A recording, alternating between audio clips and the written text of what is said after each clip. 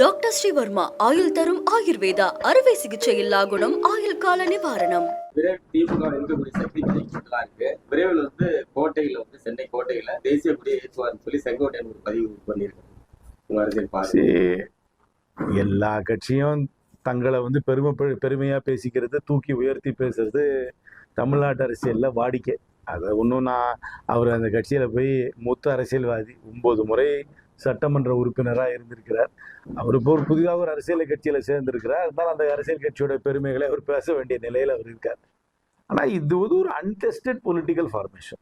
இது இன்னும் ஒரு முழுமையான அரசியல் கட்சியாக என் பார்வையில இன்னும் விஜயோடைய அரசியல் கட்சி மாறினதாக நான் ஏற்றுக்கொள்ள மாட்டேன். அது இன்னும் ஒரு ரசிகர் மன்றம் போலதான் நடக்கிறது. அதற்கு ஒரு கமாண்ட் அண்ட் கண்ட்ரோல் ஸ்ட்ரக்சர் எல்லாம் கிடையாது. ஒரு அமைப்பிலையும் ஒரு மாவட்டத்திலையும் ஒரு மாவட்ட தலைவரோ மாவட்ட செயலாளரோ அவருடைய கட்டுப்பாட்டுல செயல்படுக கூண்டுகின்ற அமைப்பெல்லாம் அவருக்கு கிடையாது. கமாண்ட் அண்ட் கண்ட்ரோல்னு சொல்லுவாங்க, அது இல்லை.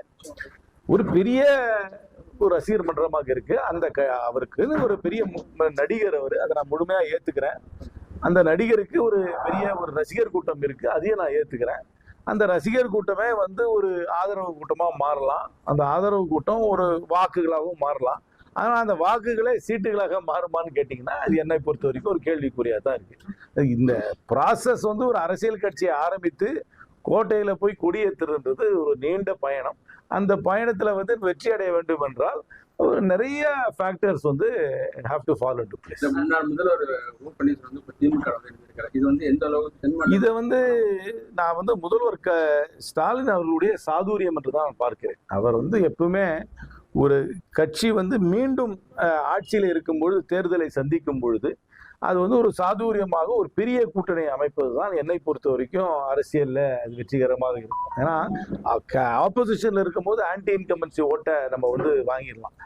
கவர்மெண்ட்ல இருக்கும் போது ஒரு நேச்சுரல் ஆன்டி இன்கம்பன்சி இருக்கும். அதை ஓவர் கம் பண்றதுக்கு ஒரு பெரிய அலையன்ஸ் போடுறது தான் கெட்டிகாரத்தனம். அது ரொம்ப கெட்டிகாரத்தனமா சாதுரியமாக அவரை கடந்த காலத்துல விமர்சனம் செய்தவர்களை கூட ஒரு பெரிய மனசு பண்ணி ஒரு லார்ஜ் ஹார்ட்டட் ஆட்டிடியூட் எடுத்து அகாமடேட்டிவ் ஆட்டிடியூட்ல திரு ஸ்டாலின் அவர்கள் ஒரு பெரிய கூட்டணி அமைத்திருக்கிறது. அவர் எனக்கு தெரிஞ்ச வரைக்கும் அவருக்கு கிடைத்த வெற்றியை தான் பாக்குறேன்.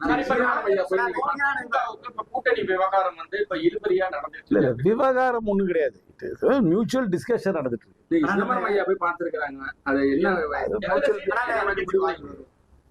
எல்லா கட்சிக்கும் எதிர்பார்ப்பு இருக்கும், ஆனா பிராக்டிக்கலா இருக்கணும். ஏன்னா 234 தொகுதி தான் இருக்கு. நிறைய கட்சிகள் கூட்டணியில் இருக்காங்க. அது இந்த கிவ் அண்ட் டேக் பாலிசியில ஒரு பிராக்டிக்கலா மியூச்சுவல் அண்டர்ஸ்டாண்டிங்ல ஒரு அண்டர்ஸ்டாண்டிங் வரும்னு நம்புறேன். கொல்லப்பட்ட சம்பவத்தை நியாயப்படுத்தும் வகையில கருத்து தெரிவிக்கிறீங்க. அதுல உங்க சொந்த தொகுதியிலேயே இஸ்லாமிய அமைப்புகள் கண்டனம் தெரிவிச்சிருக்காங்க. தெளிவா தெரிஞ்சுங்க, அமெரிக்கா இன்னொரு நாடு மேல போர் தொடுப்பதை நான் ஏற்றுக்கொள்ளவே இல்லை. அமெரிக்காவோட இம்பீரியலிஸ்டிக் ஆட்டிடியூட நான் வன்மையாக கண்டிக்கிறேன். ஒரு ஆட்சி மாற்றம் கொண்டு வர வேண்டும் என்று வெளியில இருந்து போர் தொடங்கி ஆட்சி மாற்றம் கொண்டு வருவதை நான் ஏற்றுக்கொள்ளவே இல்லை.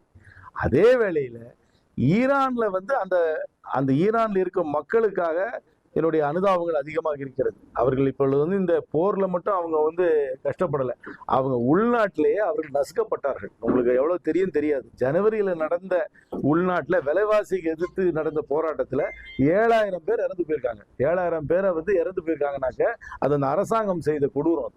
அதனால அது ஒரு கொடூரமான அயத்தொல்லாவுடைய அரசாங்கம் என்பது ஒரு கொடூரமான அரசாங்கம். அந்த அரசாங்கத்தின் மீது இவர்கள் அந்த ஈரான் மீது போர் தொடுத்துவதை நான் ஞாபகப்படுத்தவில்லை. அமெரிக்கா எந்த நாடு மீதும் மதுரோவை தூக்குறதுல நான் நியாயப்படுத்தல, ஈராக் மீது போர் எடுத்தது நியாயப்படுத்தல, ஆப்கானிஸ்தான்ல முதல்ல போர் தொடுத்தாங்க, போர் தொடுத்து 20 ஆண்டுகள் அவங்க கட்டுப்பாட்டுல வச்சுக்கிட்டு இப்ப திருப்பி தாலிபான் கையில போயிட்டாங்க. நான் என்னைக்குமே தாலிபானுடைய அணுகுமுறைக்கோ அயத்தொல்லாவோட அணுகுமுறைக்கோ நான் வக்காலத்து வாங்க மாட்டேன் என்று சொன்னேனே தவிர அமெரிக்கா நடத்தின போரை நான் நியாயப்படுத்தவில்லை. ஈரான் மக்கள் படும் கொடூர துன்பம், அதற்காக நான் என்னுடைய அனுதாபங்களை தெரிவித்துக் கொள்கிறேன். அவர்கள் வெளிநாட்டு ஆதிக்கத்தால் மட்டுமே அவர்கள் துன்பப்படவில்லை, அவர்கள் நாட்டில் இருக்கும் அரசாங்கமே அவர்களை துன்பப்படுத்தினார்கள். சின்ன பிள்ளைய கூட தூக்கில போட்டிருக்காங்க அந்த அரசாங்கம். அதில் தெரிஞ்சுக்கணும், ஈரானை பத்தி படிக்கணும். ஈரான் அரசாங்கம் எத்தகைய அரசாங்கமாக இருந்தது, எப்படி மனித உரிமைகளை மீறினார்கள், பண்ணார்கள், எப்படி அரசியல் கருத்துக்கு மாறுபட்டவர்களை வந்து சிறையில் அடைத்தார்கள், எப்படி வந்து எல்லாருக்கும் மரண தண்டனை கொடுத்தார்கள் என்பதெல்லாம் படிக்க வேணும். அந்த கொடூரத்தை நான் வந்து இன்னைக்கு நியாயப்படுத்த மாட்டேன். அவ்வளவுதான் நான் சொன்னேன். 2026 காங்கிரஸ் அதை நான் சொல்றது அந்த இடத்துல நான் இல்லைங்க.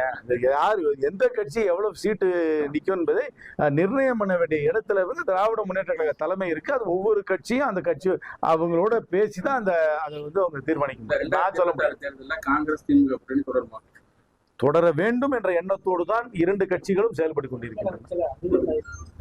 ரைட்டா? ரைட், ரொம்ப நன்றி. அதான் ஈரான் பத்தி கொஞ்சம் படிங்க. ஈரானை வந்து தயவு செய்து தாலிபானையும் அயத்தொல்லாவையும் நியாயப்படுத்த கூடாது. படிங்க, ஈரானை பத்தி படிங்க, எவ்வளவு கொடூரமான ஆட்சின்னு படிங்க.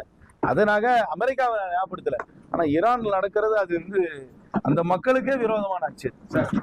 டாக்டர் ஸ்ரீவர்மா ஆயுள் தரும் ஆயுர்வேதா அறுவை சிகிச்சை இல்லா குணம் ஆயுள் கால நிவாரணம்.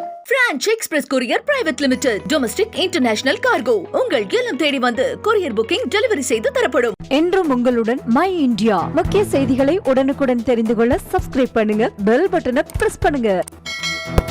என்றும் உங்களுடன் மை இந்தியா.